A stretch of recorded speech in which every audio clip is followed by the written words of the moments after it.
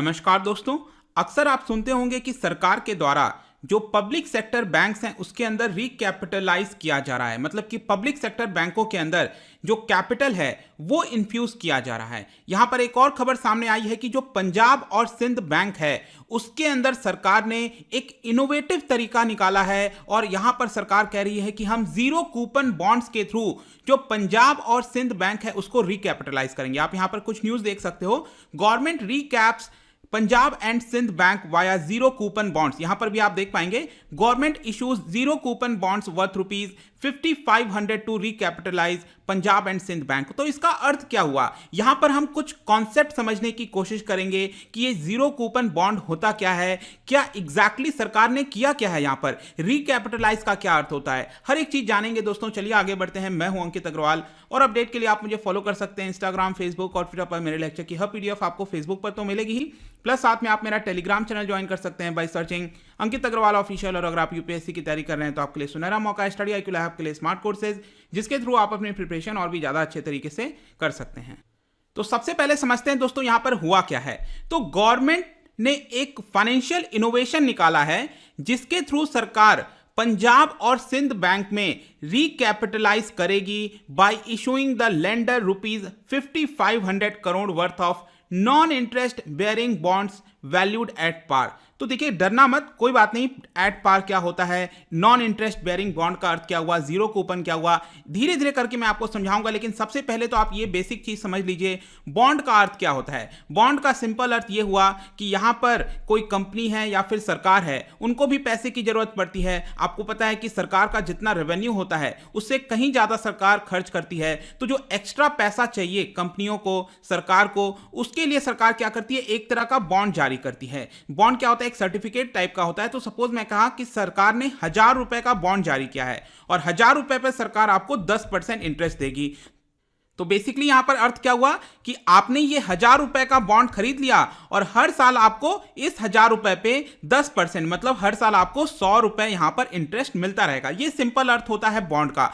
अब देखिए जब कंपनी इसको इशू करती है तो थोड़ा सा रिस्की होता है, क्योंकि कंपनी डूब भी सकती है, प्रॉब्लम हो सकता है। लेकिन कंपनी आपको रिटर्न ज्यादा देती है, तो हो सकता है कंपनी आपको 12% रिटर्न दे, 13% रिटर्न दे। लेकिन गवर्नमेंट जो बॉन्ड इशू करती है और जो पब्लिक उसको खरीदती है, ठीक है, चाहे जो भी खरीदता है गवर्नमेंट का बॉन्ड, वो रिस्क उसमें बहुत कम होता है। क्योंकि ऐसा तो है नहीं कि गवर्नमेंट मना कर देगी कि हम आपको पैसा नहीं देंगे। तो यहां पर आपका पैसा सेफ है, एक तरह से ऐसा माना जाता है। लेकिन यहां पर जो रिटर्न है वो थोड़ा सा कम होता है। तो मे भी हो सकता है कि गवर्नमेंट बॉन्ड के केस में यहां पर 12-13% नहीं, मे बी 9%, 10% ही आपको इंटरेस्ट मिलेगा। और जो लोग को जहां पर भी पैसा लगाना होता है वो लगा सकते हैं। तो यहां पर अब देखिए ये थोड़ा सा डिफरेंट मामला है। सरकार अपने लिए पैसा यहां पर बॉन्ड जारी नहीं कर रही, आप समझो। सरकार चाहती है कि रिकैपिटलाइज किया जा सके। अब रिकैपिटलाइज का मतलब क्या है, बेसिकली अर्थ ये हुआ, आपने सुना होगा कई सारे जो पब्लिक सेक्टर बैंक्स हैं वो लैंडिंग अच्छे से नहीं कर पा रहे हैं, मतलब कि वो उधार नहीं दे पा रहे हैं। जो बैंक्स होते हैं दोस्तों उसका मूलभूत काम क्या होता है कि यहां पर उधार देना, ताकि जो बैंकिंग का बिजनेस है वो अच्छे से चल सके। अगर बैंक अच्छे से उधार नहीं दे पाएगी तो बिजनेस अच्छे से चल नहीं पाएगा। तो यहां पर प्रॉब्लम क्या हुआ है, बेसिकली आपने CAR के बारे में सुना होगा। इसको कहते हैं कैपिटल एडिक्वेसी रेशियो। ये हो गया आपका CAR, कैपिटल एडिक्वेसी रेशियो। तो बेसिकली इसके तहत क्या होता है, RBI या फिर जो बेसल नॉर्म्स आपने सुना होगा उसमें कहा जाता है 9% CAR होना चाहिए। बेसिकली बेसल 3 में तो 8% कहा गया, लेकिन हमारे जो RBI उसने कहा नहीं 9% होना चाहिए। तो इसका अर्थ क्या हुआ, इसको सिंपल टर्म्स में, टेक्निकल नहीं जाते हुए सिंपल टर्म्स में इसका यह अर्थ हुआ कि बैंक जितना भी लेंडिंग करती है उसके लिए बैंक के पास कैपिटल होना चाहिए। जब भी आप कोई बिजनेस स्टार्ट करते हो, कुछ भी करते हैं, तो कैपिटल होता है ना, मतलब कि जो पूंजी होती है जो हम लगाते हैं। तो जो कैपिटल है, तो यहां पर सपोज मैं कहता हूं कि अगर CAR 10% है, इसका सिंपल अर्थ यह हुआ कि अगर ₹100 यहां पर बैंक उधार दे रही है किसी को, तो हर ₹100 पे बैंक के पास अपने आप में खुद के पास उसके पास ₹10 होना चाहिए। आ रहा है समझ में। अगर बैंक ₹1000 उधार दे रही है किसी को, तो बैंक के खुद के पास जो कैपिटल है एटलीस्ट ₹100 होना चाहिए। मतलब कि बैंक ऐसा नहीं है कि जितना चाहे उधार दे सकती है, बैंक के पास जो कैपिटल है वो एडिक्वेट मात्रा में होना चाहिए, उसी को कैपिटल एडिक्वेसी रेशियो कहते हैं। ऐसा क्यों किया जाता है? कल के डेट में सपोज जो बैंक ने उधार दिया था वो अगर उधार वापस नहीं आया बैंक के पास, तो कुछ सेफ्टी के तौर पर रहना चाहिए ना, तो वही हो गया कैपिटल। मतलब कि प्रॉपर कैपिटल होगा तभी बैंक यहां पर पैसा दे पाएगी। लेकिन आज के डेट में पब्लिक सेक्टर बैंकों में दिक्कत क्या है? प्रॉपर कैपिटल नहीं है। अब आप मुझे एक चीज बताइए कि कैपिटल लाता कौन है? जो ओनर होता है उसका, राइट? तो ज्यादातर पब्लिक सेक्टर बैंकों में आप देखो तो ओनर कौन है? सरकार ही है एक तरह से।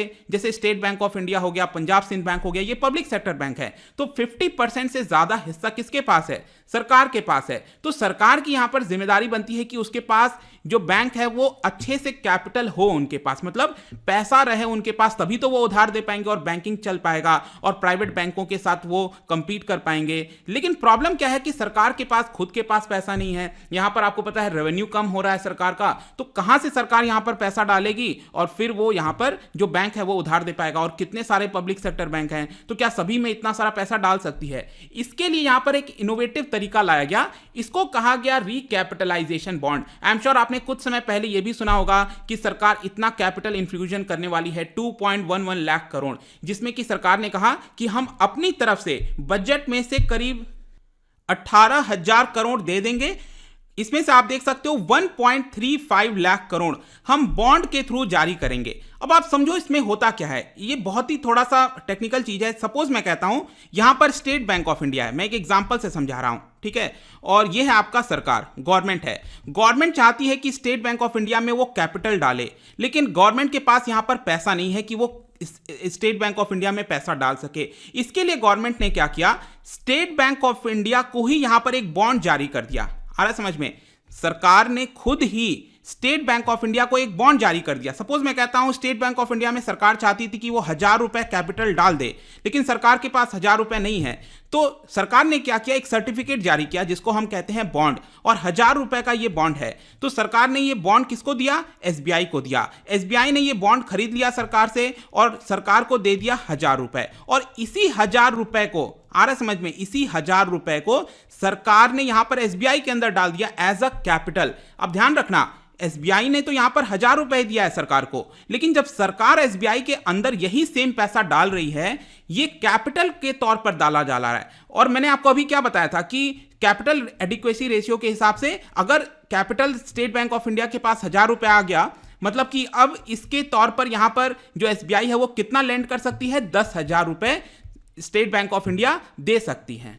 अब आप सोचोगे कि ये 10,000 कहां से आ जाएगा एसबीआई के पास? देखिए एसबीआई के पास तो पैसा है ना, पब्लिक लोग जो लोग अपना पैसा जमा करते हैं तो सेविंग्स अकाउंट में जमा करते हैं, तो स्टेट बैंक ऑफ इंडिया के पास पैसा है, वो दे सकती है, लेकिन वो लेंड क्यों नहीं कर पा रही है? क्योंकि जो कैपिटल होना चाहिए था वो स्टेट बैंक ऑफ इंडिया के पास नहीं था। इसीलिए सरकार ने यहां पर अलग अलग पब्लिक सेक्टर बैंकों को क्या किया, उन्हीं को यहां पर बॉन्ड दे दिया और उनसे पैसा ले लिया और उसी पैसे को एक तरह से स्टेट बैंक ऑफ इंडिया में डाल दिया। तो ये जो रिकैपिटलाइज किया जा रहा है इसी को कहते हैं रिकैपिटलाइजेशन बॉन्ड। आया समझ में? तो ये हो गया आपका रिकैपिटलाइजेशन बॉन्ड। आई होप कि दोस्तों इसमें आपको कोई भी डाउट नहीं होना चाहिए। तो यहां पर सेम चीज यही किया गया है पंजाब एंड सिंध बैंक के साथ। मतलब कि सरकार ने क्या किया कि ये 5,500 करोड़ का जो बॉन्ड है वो पंजाब और सिंध बैंक को दे दिया। पंजाब सिंध बैंक ने वो बॉन्ड खरीद लिया और ये पैसा किसको मिल गया? सरकार को मिल गया। और यही पैसा सरकार ने क्या किया, पंजाब एंड सिंध बैंक को एज अ कैपिटल के तौर पर डाल दिया। मतलब कि ये पैसा सरकार का है तो ये सरकार ने डाल दिया। अब आपके मन में एक और सवाल आ सकता है कि अब ये जो पंजाब एंड सिंध बैंक ने स्टार्टिंग में ये जो पैसा दिया था या फिर किसी भी पब्लिक सेक्टर बैंक ने ये पैसा दिया था, सरकार को ये पैसा लौटाना तो है ना जब ये मैच्योर हो जाएगा, क्योंकि बॉन्ड क्या होता है 10 साल के लिए, 15 साल के, बिल्कुल यही सेम पैसा आप सरकार को आगे चलकर लौटा देना है पंजाब एंड सिंध बैंक को। अब वो पैसा कहां से सरकार के पास आएगा, किस तरह आएगा, वो एक अलग मैटर है। हो सकता है 10 साल के बाद सरकार अपने झोली में से ही यहां से पैसा देगी, अपने बजट में से पैसा देगी, जैसा भी है, लेकिन ये प्रोसेस आई होप कि रिकैपिटलाइजेशन बॉन्ड का आपको आ जाना चाहिए। नाउ अब हम देख लेते हैं दोस्तों कि ये थोड़ा सा अलग क्यों है पिछले वाले बॉन्ड्स के मुकाबले।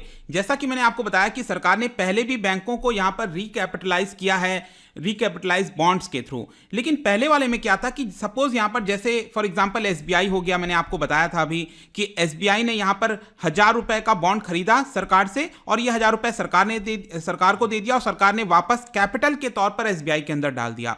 तो क्या होता था कि ये जो बॉन्ड खरीदा गया है उसके ऊपर एक फिक्स्ड रेट ऑफ रिटर्न भी मिलता रहता था। आ रहा समझ, मतलब कि एसबीआई को यहां पर इंटरेस्ट भी मिलता है क्योंकि एसबीआई ने यहां पर सरकार को उधार दिया था, एक तरह से बॉन्ड के एवज में ये पैसा 1000 रुपए उधार दिया था तो इंटरेस्ट मिलता रहता है। लेकिन ये वाला जो दोस्तों बॉन्ड है जो पंजाब और सिंध बैंक को यहां पर दिया गया है 5,500 करोड़ का, मैंने अभी आपको बताया 5,500 करोड़ का, इस पे यहां पर पंजाब और सिंध बैंक को कोई भी इंटरेस्ट नहीं मिलेगा। तो ये नॉन इंटरेस्ट बेयरिंग बॉन्ड है, ये आपको ध्यान रखना है। It is also non transferable, मतलब कि पंजाब और सिंध बैंक यहां पर किसी को ट्रांसफर नहीं कर सकता और ये 10 से 15 साल तक का मैच्योरिटी है। मतलब ये 5,500 करोड़ का जो बॉन्ड है अभी 2020 चल रहा है, तो 2030 के बाद से ये आपका जो एक्सपायर होने लगेगा, मैच्योर होने लगेगा और सरकार वापस से यहां पर पंजाब और सिंध बैंक को पैसा दे देगी। और यहां पर अब थोड़ा सा जीरो कूपन बॉन्ड क्या होता है, मैंने आपको बताया कि ये जो बॉन्ड है वो जीरो कूपन बॉन्ड है।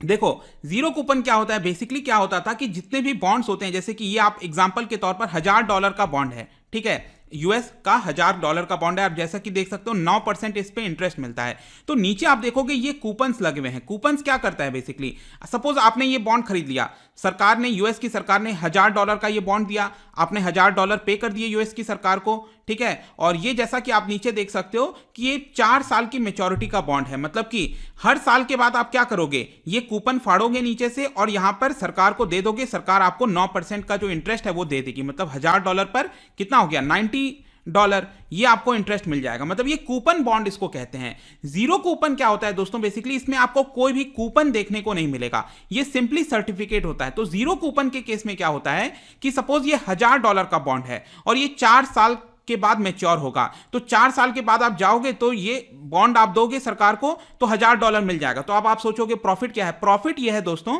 कि सरकार से जब आपने ये बॉन्ड खरीदा तो $1000 में नहीं खरीदा, इसको आपने डिस्काउंट रेट पर खरीदा। हो सकता है आपने $950 में खरीदा, मतलब सरकार ने आपको बॉन्ड दिया $1000 का, लेकिन आपने कितना पेमेंट किया, $950, और 4 साल के बाद जब आप ये बॉन्ड लेकर जाओगे अब आपको कितना मिल जाएगा, $1000, मतलब ये $50 का फायदा हो गया। तो ये इसको कहते हैं जीरो कूपन बॉन्ड, मतलब कोई भी कूपन सिस्टम नहीं लगा इसके अंदर। लेकिन ये वाला जो बॉन्ड है सरकार ने पंजाब और सिंध बैंक को दिया है, ये ध्यान रखना, ये एट पार बॉन्ड है। एट पार का मतलब ये होता है कि जितने का बॉन्ड है उतने का ही यहां पर पेमेंट हो गया। पंजाब और सिंध बैंक को ना तो कोई इंटरेस्ट मिलेगा, मतलब किसी भी प्रकार का कुछ नहीं है, बस सिंपली यहां पर क्या हुआ है कि पंजाब और सिंध बैंक ने 5,500 करोड़ रुपए उधार पर दे दिए सरकार को और सरकार जो है उसको कैपिटल के तौर पर पंजाब और सिंध बैंक में डाल दी। अब 10 से 15 साल के बाद वापस से सरकार को ये जो 5,500 करोड़ है वो देने पड़ेंगे। बस ये सिंपल सा मामला है। आई होप कि अब आप समझ गए होंगे। तो ये पूरी कहानी है दोस्तों, जीरो कूपन बॉन्ड जो लाया गया है सरकार के द्वारा to recapitalise Punjab and Sind bank. सभी कुछ आपको जो कॉन्सेप्ट है उस पर फोकस करना काफी इंपॉर्टेंट हो सकता है, स्पेशली यूपीएससी के एग्जाम के पर्सपेक्टिव से। जाने से पहले मैं आपके लिए एक इंटरेस्टिंग क्वेश्चन लेकर आया हूं। यहां पर आपको बताना है कि which of the following is beneficial for India. अगर भारत सरकार फॉरेन मार्केट के अंदर अपना बॉन्ड जारी करती है, ठीक है, उस केस में हमारे देश के लिए क्या क्या बेनिफिशियल है, इन 3 ऑप्शन में से क्या आप मुझे बता सकते हो। इसका जो राइट आंसर है मैं अपने इंस्टाग्राम पर तो डालूंगा ही, अगर आप इंस्टा पे नहीं हो कोई बात नहीं, टेलीग्राम से आप इसका राइट आंसर ले सकते हैं। मैं कई सारे एमसीक्यूज यहां पर डालता रहता हूं स्टोरीज के फॉर्म में, आप जाकर प्ले कर सकते हो। अगर आप मुझसे इकोनॉमी पढ़ना चाहते हैं, कोई भी कोर्स परचेज करना चाहते हैं, स्टडी IQ ऐप पर जा सकते हैं। आई होप की वीडियो आपको पसंद आया होगा। मिलता हूं आपसे next time, till then thank you very much, see you soon.